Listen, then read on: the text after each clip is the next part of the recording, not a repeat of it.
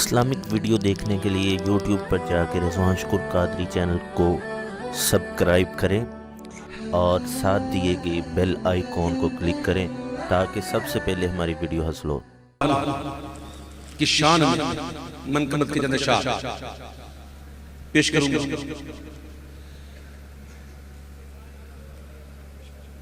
वो कहते हैं ना कि हम जैसे लोगों के लिए बड़ा मुश्किल होता है कि छुट्टी कर पाए, तो बिलखुसूस ऐसी महफिलों में कि जिसका दारोमदार ही हम पर रखा जाए, ठीक है, तो मुश्किल हो जाता है।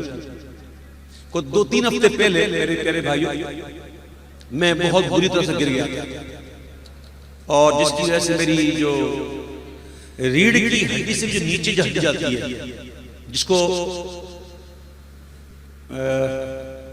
कॉक्सेक्स कहते हैं, उसमें मेरी इंजरी हो गई। और ये हड्डी की इंजरी जो है ना वो बड़ी खतरनाक होती है।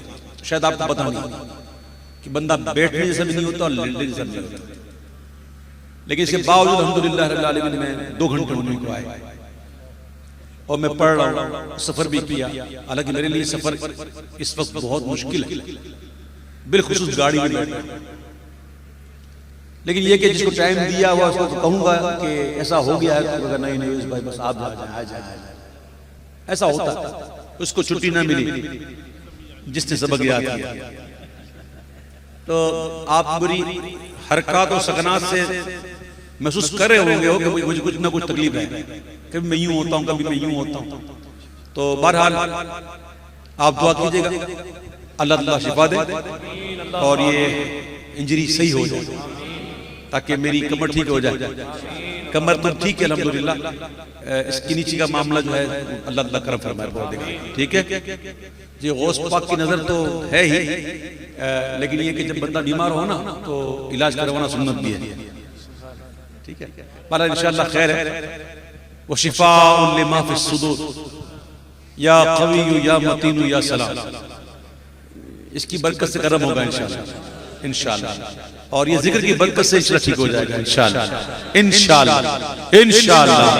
शाफियो नाफी गो तुम, काफियो वाफी गो तुम, शाफियो नाफी गो तुम, शाफियो नाफी गो तुम, काफियो वाफी गो तुम, काफियो वाफी गो तुम।